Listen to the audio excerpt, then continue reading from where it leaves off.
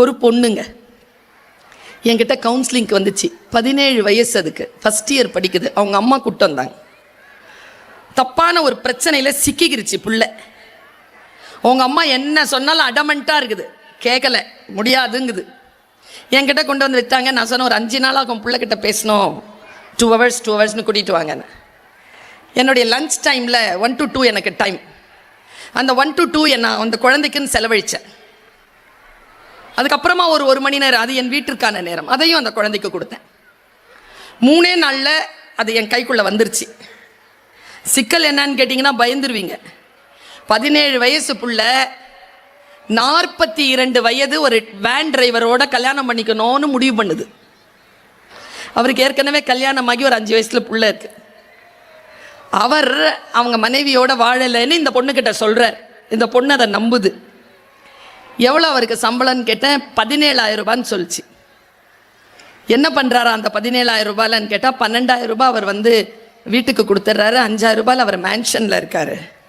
சாப்பாடு இல்லை, அவருக்கு பேட்டா கிடைக்கும், அதில் சாப்பிட்டுறாரு. இப்போ நீ கல்யாணம் பண்ணிட்டேன்னா உன் வீட்டுக்கு வாடகை மற்றதெல்லாம் எப்படி கொடுப்பீங்க? நான் வேலைக்கு போவேன். ஃபஸ்ட் இயர் தானேம்மா படிக்கிறேன். அது ஈவினிங் காலேஜ் தானே மேடம், காலையில் வேலைக்கு போய்க்கிறேன். உறுதியாக இருக்காங்க. உங்கள் அம்மா வெளியில் அழுதுகிட்டே நிற்கிது.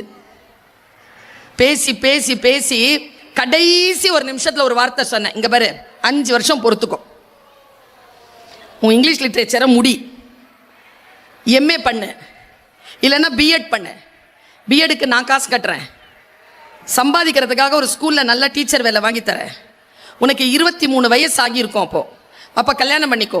இப்போ ஒன்றும் செய்யாத, கொஞ்சம் தள்ளி போடு.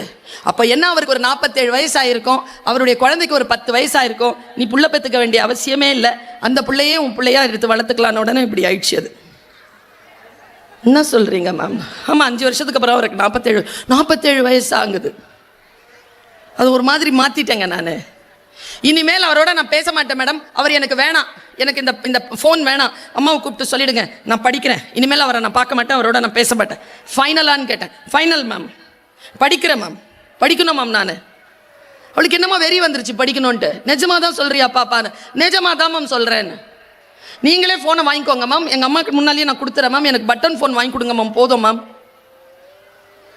எப்படி உன்னை நம்புறதுன்னு கேட்டேன்.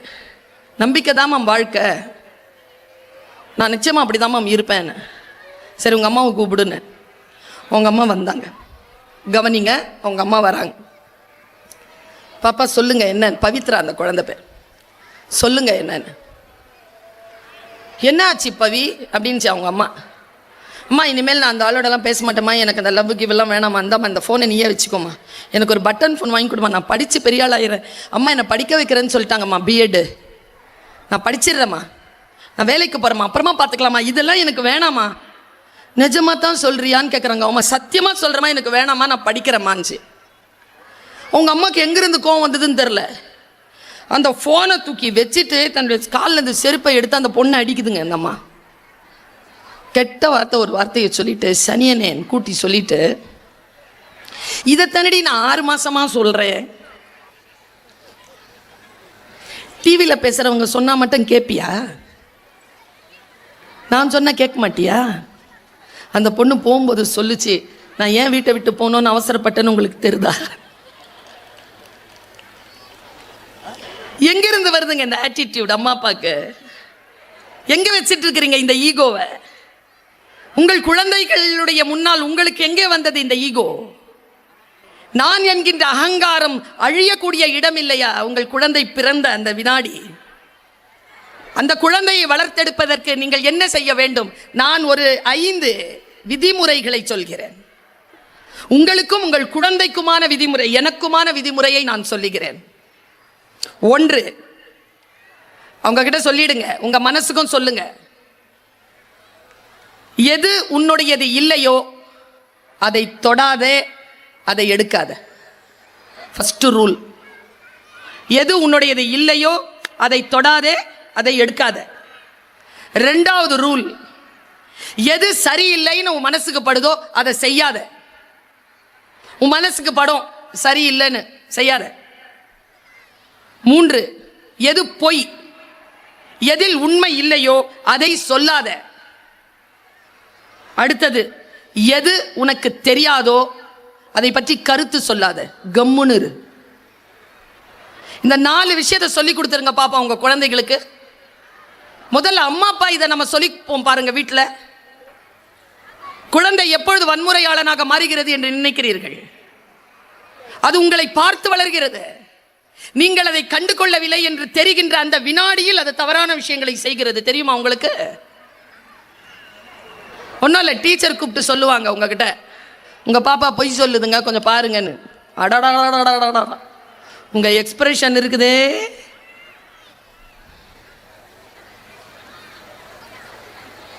ஏன் பிள்ளையாம? நாங்கள் நல்ல குடும்பத்திலேருந்து வர்றோம், நாங்கள்லாம் பொய் சொல்ல சூப்பராக சொல்லும். எங்களுக்கு தெரியாதா? அது சொல்லுமா சொல்லாதான்னு? நீங்கள் மாணிக்கம் தான் பேர் வச்சு அனுப்புவீங்க, அதுக்குள்ளே பாட்ஷான்னு ஒரு பேர் இருக்குது, அது எங்களுக்கு தான் தெரியும். 4 பேரோட சேர்ந்து தான் என் பிள்ளை கெட்டு போது. முதல்ல அந்த 4 பேரை திருத்துற வழியை பாருங்கள். நானும் 25 வருஷமாக தேடிட்டு சொல்கிறேன். இந்த 4 பேருக்கு லீடரே அதான். எனக்கு தெரியலைங்க. பிரதம மந்திரி இருக்கார்ல, நம்ம நாட்டினுடைய பிரதம மந்திரி, அவர் பெற்றோர்களுக்கு சொன்ன ஒரு மிக முக்கியமான ஒரு அறிவுரையை நான் சொல்லுகிறேன். ரொம்ப முக்கியமான அறிவுரை இது. மோடி அவர்கள் சொன்ன அறிவுரை. போன வருஷம் சொன்னார் அவர். நான் இந்த வருஷம் ஆசிரியர் தினத்தில் அதை சொல்றேன். பெற்றோர்களே, உங்கள் குழந்தைகளின் ரிப்போர்ட் கார்டு உங்கள் விசிட்டிங் கார்டு இல்லை. புரிஞ்சுதா? ஐயோ, இந்த ஃபர்ஸ்ட் ரேங்க் வாங்குற அம்மா அப்பா, அந்த பிள்ளையினுடைய அம்மா அப்பாவை, என் பிள்ளை தான் ஃபஸ்ட்டு யார்கிட்ட தெரியுமா சொல்லுவாங்க? ஃபெயிலான பிள்ளையினுடைய அம்மா அப்பாட்ட சொல்லுவாங்க. நாங்கள் என்ன பண்ணலாம்? வீட்டில் போய் பிள்ளையை அடிக்கலாமா, துன்புறுத்தலாமா, அதுக்கு மனநோய் வர்ற அளவிற்கு சூழலை ஏற்படுத்தலாமா? உங்கள் குழந்தை படிக்குதுன்னா உங்கள் குழந்தை படிக்குது, அதோட நிறுத்துங்க. என் பிள்ளை தான் ஃபஸ்ட்டுன்னு முதல்ல அந்த குழந்தைகிட்ட சொல்லாதீங்க. அது எவ்வளோ பெரிய ஸ்ட்ரெஸ் தெரியுமா அந்த குழந்தைக்கு? நான் ஃபஸ்ட் மார்க் வாங்கினதே இல்லை, 10வது மார்க் தான் வாங்கியிருக்கிறேன் இது வரைக்கும். ஃபஸ்ட் மார்க் வாங்குறது எங்கன்னே தெரில. 10வது மார்க் வாங்கினேன்னா எங்கே இருக்கிறேன்னு ஃபஸ்ட் மார்க் வாங்கினதுக்கு தெரியும். ஃபஸ்ட்டாக வரணும்னா இப்போ செகண்ட் யார் வர்றது, தேர்டு யார் வர்றது, இப்போ 4th யார் வர்றது? நான் எல்லா இடங்களையும் சொல்கிற ஒரு விஷயத்த சொல்கிறேன். எனக்கு தெரியாது ஸ்ரீதரன் சார் என்ன படிச்சிருக்கிறாருன்னு, சத்தியமாக தெரியாது. ஏங்க சார்? இல்லை இல்லை தெரியாது எனக்கு. சுமாராக தானே சார் படிப்பீங்க. கோமகள் மேடம் இருக்காங்களா? சூப்பராக படிப்பீங்க தானே மேடம்? சூப்பராக படிக்கிற கோமகள் மேடம்க்கு சுமாராக படித்த ஸ்ரீதரன் சார் சம்பளம் கொடுக்குறாரு. இப்போ என்னன்னு சொல்கிறது படிப்பை? எது படிப்பு? அதிக சம்பளம் வாங்குற மாதிரி படிக்கணும், படி. அதிக சம்பளம் கொடுக்குற மாதிரி படிக்கணும், படி. சிலது மீன், சிலது மான். மான் காட்டில் ஓடும், மீன் தண்ணியில் நீந்தும். மீனை எடுத்துகிட்டு போய் மரம் ஏறுன்னு சொல்லாத. ஃப்ரீயாக விடுங்க குழந்தைகளை. குழந்தைகளுக்கு தெரியும். நாமளே உருப்பட்டுட்டோம், நம்ம பிள்ளை உருப்படாதா? ரொம்ப பயந்து என்ன பண்ண போகிறோம்? கிரவுண்டில் கூட விளையாட விடுறதில்ல பிள்ளைங்களை. இத்தனை பிள்ளைங்க படிக்கிற ஸ்கூலில் ஒரு 4-5 தான் கப்பு வாங்குது. கிரவுண்டை பயன்படுத்த விடுங்க எல்லாரையும். பிடி டீச்சர் எங்கே இருக்கிறீங்க? நீங்கள் தான் பிடி டீச்சரா? நானும் என் வாழ்க்கையை பிடி டீச்சராக தான் ஆரம்பித்தேன். நான் 532 ப்ரைஸ் வாங்கியிருக்கேன். அதை 180 ஸ்போர்ட்ஸு. நான் நல்லா கபடி ஆடுவேன், நல்லா ஓடுவேன், இப்போ விட்டாலும் ஓடிடுவேன். நான் ஒரு நாள் பிடி டீச்சராக போனேன் ஒரு 3 மாதம் பள்ளிக்கூடத்துக்கு. நான் கொஞ்சம் மானஸ்தி. எங்கள் அம்மா அப்பா கிட்டேருந்தே எல்லா பணத்தையும் வாங்க மாட்டேன். நான் கொஞ்சம் உழைச்சி வாங்குவேன். என் படிப்புக்கு நான் உழைச்சி என்னுடைய படிப்பை நான் சம்பளம் கொஞ்சம் கட்டிக்கிட்டேன். நான் அப்படி ஒரு ஸ்கூலுக்கு போகும்போது மேலே ஒரு பொண்ணு ஏறிடுச்சு குதிக்கிறேன்ட்டு. நீங்களாம் என்ன நினைக்கிறீங்க? டீச்சராக இருக்கிறது எவ்வளோ கஷ்டம் தெரியுமா? உங்களுக்கு ஒரு புள்ள, எங்களுக்கு 50 புள்ள ஒரு கிளாஸில். நானாவது பரவாயில்ல, டீச்சரு பிரின்சிபலுக்கு 3000 பிள்ளை, 3000 பிள்ளைக்கும் தாய் அது. இதை விடுங்க, கரஸ்பாண்டன்ட் இருக்கார்ல, அவருக்கு இங்கே ஒரு ஸ்கூல் இருக்குது, அங்கே ஒரு ஸ்கூல் இருக்குது, அங்கே ஒரு காலேஜ் இருக்குது, மொத்தமாக பார்த்தா 10,000 பிள்ளைங்க. கஷ்டங்க. மேலே ஏறிடுச்சா? எங்கள் பிரின்சிபல் கோமகள் மேடம் மாதிரி இல்லை, அவங்க வேற மாதிரி. பிள்ளைய கவனிக்காம என்ன தேடுது அந்த அம்மா. பிடி டீச்சர் நான் தான் போய் பிடிச்சிட்டு வரணும்ன்ட்டு என்ன தேடிச்சா? நான் என்ன மிஸ்ன்னு கேட்டேன். போ அந்த பொண்ணை போய் பிடிச்சிட்டான்னு. நான் செக்யூரிட்டியை தேடிட்டு உள்ள போன உடனே இந்த அம்மா கேட்குது மேலே பார்த்து, ஏன் குதிக்கிற? அந்த அம்மாவுக்கு எப்படின்னா மேடம், எல்லாத்தையும் டாக்குமெண்ட் பண்ணணும். அந்த அம்மா அந்த பொண்ணு கீழே விழுந்து ஏதாவது ஆயிடுச்சுன்னா சொல்ல முடியலண்ணா ஜட்ஜம்மா, அதான் முதல்லையே ஸ்டேட்மெண்ட் வாங்குது. ஏன் குதிக்கிற? குதிக்கிற பாப்பா சொல்லிச்சு பாருங்க, சூப்பர் பதில். நான் ஏன் குதிக்கிறேன்னு என் எக்கனாமிக்ஸ் மிஸ்ஸுக்கு தெரியும்ன்றுச்சு. எக்கனாமிக்ஸ் மிஸ் மயங்கி கீழே டொம்முன்னு விழுந்துச்சு. அதை பிடிச்சிட்டு வந்துட்டோம். எக்கனாமிக்ஸ் மிஸ்ஸு 3 நாள் ஹாஸ்பிட்டலில். டீச்சராக இருக்கிறது கஷ்டம்.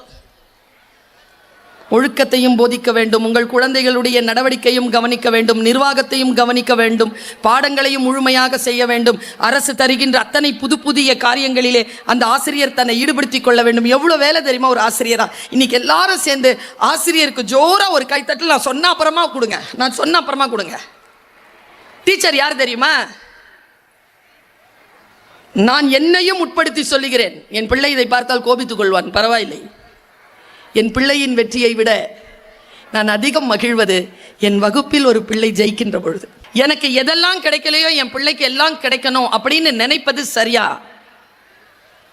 என் தாய் எனக்கு எதையெல்லாம் மறுத்தாளோ அந்த மறுக்கின்ற மனநிலையில் இருந்து நான் என் பிள்ளைகளுக்கு அதையெல்லாம் மறுக்காமல் இருக்கிறேனே, அதுதான் நான் செய்யக்கூடிய முதல் பிழை என்பதனை எப்பொழுது நான் உணர்ந்து கொள்கிறேனோ அப்பொழுது நான் நல்ல தாயாக மாறுகிறேன். என்னுடைய அம்மா எனக்கு சில விஷயங்களை தரவே இல்லை. நான் இன்றைய பெற்றோர்களுக்கு சொல்லுகிறேன், இன்றைய குழந்தைகள் என்ன நினைக்கிறார்கள் தெரியுமா? மூடப்பட்ட கதவுகள் அவர்களுக்கான சுதந்திரத்திற்கான கதவுகள் என்று நினைக்கிறார்கள். அவர்களுக்கு சொல்லிக் கொடுங்கள், நீங்கள் உள்ளே போய்விட்டால் அதற்கு அடிமையாகி விடுவீர்கள் என்பதற்காகத்தான் அதை நாங்கள் மூடி வைத்திருக்கிறோம் என்று அந்த குழந்தைகளுக்கு சொல்லிக் கொடுங்கள். அவர்கள் அடிமை பெறாமல் இருப்பதற்கு என்ன செய்வது என்று நான் சிந்தித்தபடி இருக்கிறேன். இந்த உலகத்தில் அற்புதமான ஒரு வாய்ப்பு, ஒரு குழந்தையை வளர்ப்பதற்கான வாய்ப்பு. இந்த வாய்ப்பிலே நான் முழுமையாக இருக்கிறேனா? நேற்று கூட ஒரு வார்த்தையை நான் சொன்னேன், என்னை சந்திக்க வந்தவர்களிடத்தில் சொன்னேன். சிறிய வயதிலேயே எந்த குழந்தை சேமிப்பாகவும் சிக்கனமாகவும் இருக்கிறதோ அந்த குழந்தை வளர்ந்ததற்கு பிறகு மிக வசதியான மனிதராக வாழும். குழந்தையிலேயே செலவழித்து பழகக்கூடிய குழந்தைக்கு பெரியவராகின்ற பொழுது வசதியாக வாழ்வது எப்படி என்கின்ற வாய்ப்பே கிடைக்காது. இது உங்கள் பிள்ளைகளுக்கானது மட்டுமல்ல, உங்களுக்கானதும் தான். ஏன் தெரியுமா? இந்த ஜெனரேஷன் இருக்கிறீங்கல்ல, உட்கார்ந்துருக்கிறீங்களே, நாம தான் பெரியவங்க பேச்சை கேட்ட கடைசி தலைமுறை. இந்த குழந்தைகள் பேச்சை கேட்க தொடங்கி இருக்கும் முதல் தலைமுறை.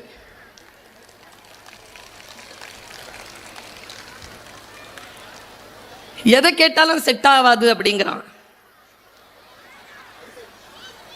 ஒரு குழந்தை கவுன்சிலிங்க்கு என்கிட்ட வருது, 7ஆம் கிளாஸ், ஸ்கூலுக்கு போக மாட்டேன் ஏன்னு தனியாக உட்காந்து கேட்டால் 3 காரணத்தை சொல்லுது.